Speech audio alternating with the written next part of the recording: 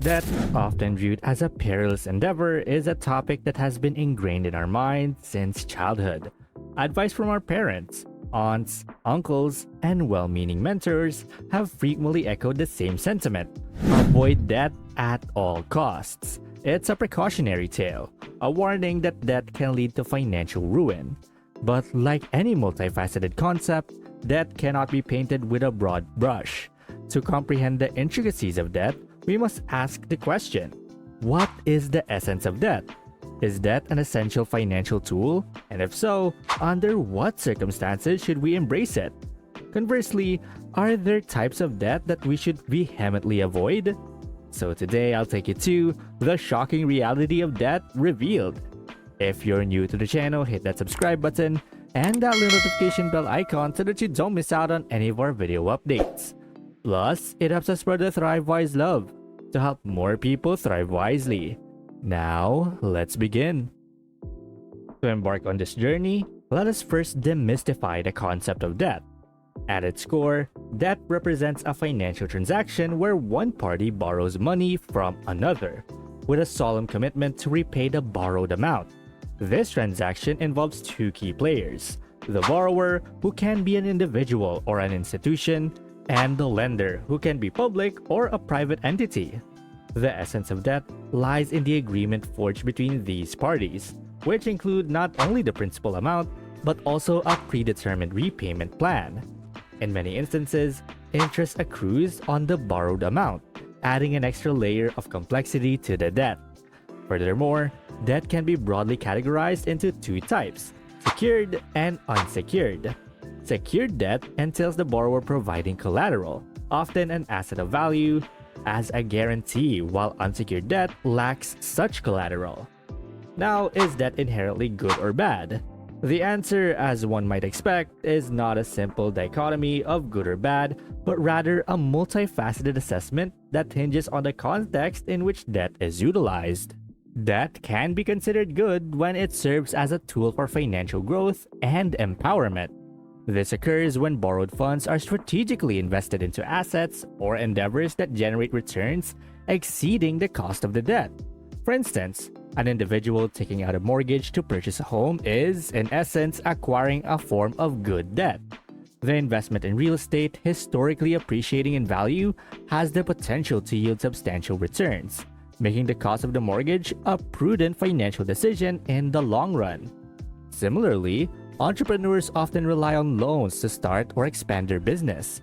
When these enterprises thrive, the borrowed capital becomes a catalyst for economic growth and prosperity. Conversely, debt becomes bad when it is incurred for non-essential expenditures that fail to generate any financial returns. The quintessential example of bad debt is the reckless use of credit cards to finance consumer goods, vacations, or dining out. These expenses, while providing temporary gratification, do not contribute to wealth accumulation or generate any form of income.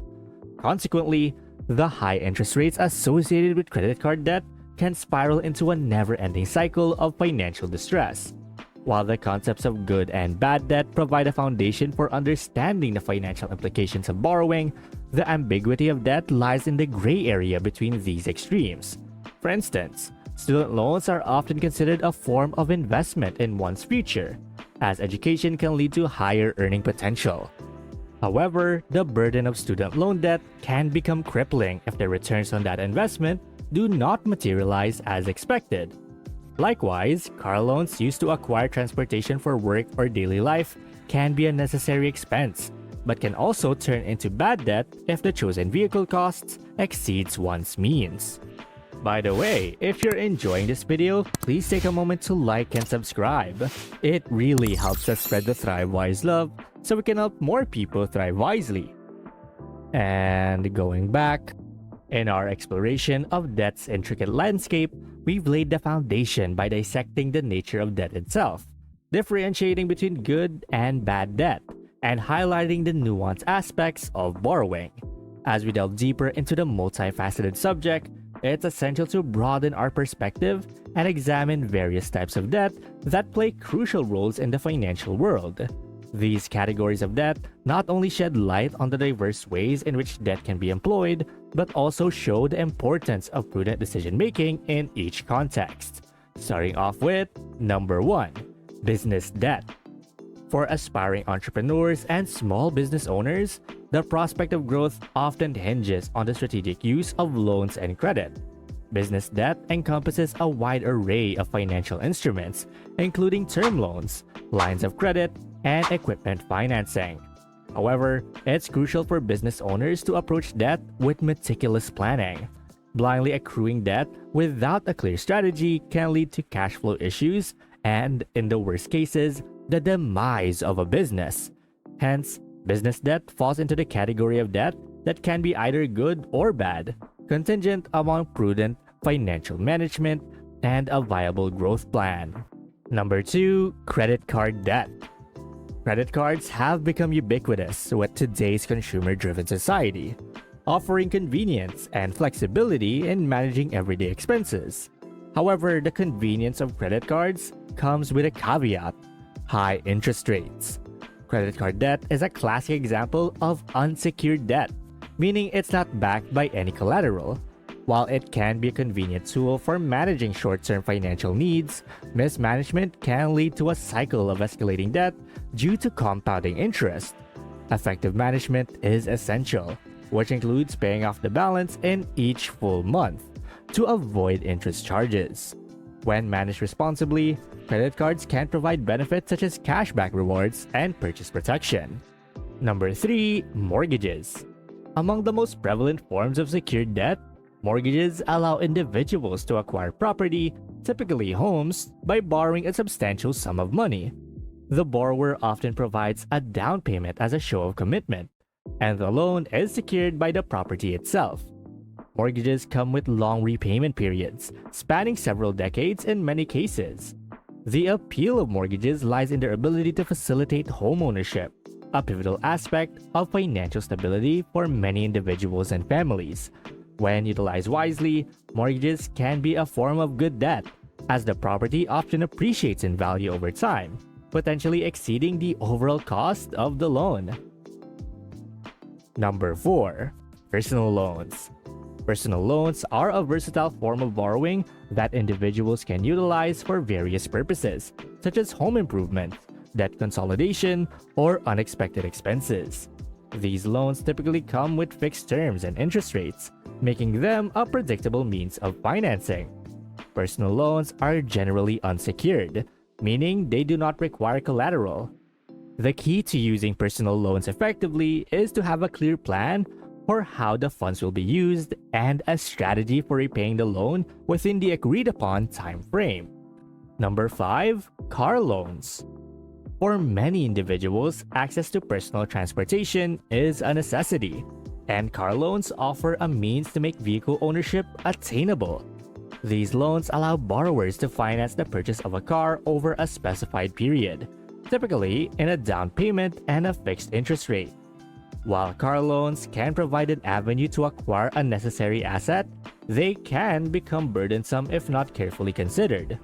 Borrowers must assess their budget, considering not only the monthly loan payments, but also factors like insurance, maintenance, and fuel costs. Defaulting on a car loan can result in repossession of the vehicle, impacting both one's credit score and daily life. Number 6, medical debt. Among the most unforeseeable types of debt is medical debt. Medical bills can accumulate rapidly, leaving individuals grappling with unforeseen financial burdens. Managing medical debt necessitates proactive measures, often involving payment plans with healthcare providers or negotiations to reduce the total amount owed. It is essential to communicate with healthcare institutions to explore available options for managing medical debt, as unpaid medical bills can significantly impact one's credit score. Number 7, corporate debt. Beyond individual and small business contexts, corporate debt forms the backbone of the global financial system. Corporations, both large and small, often turn to debt financing to fuel expansion, research and development, or simply to manage their day-to-day operations. Two notable instruments in the realm of corporate debt are bonds and commercial paper. Let's start off with bonds. Corporations issue bonds as a means of raising capital from investors. These bonds come with a promise of repayment at a specified future date, often with periodic interest payments.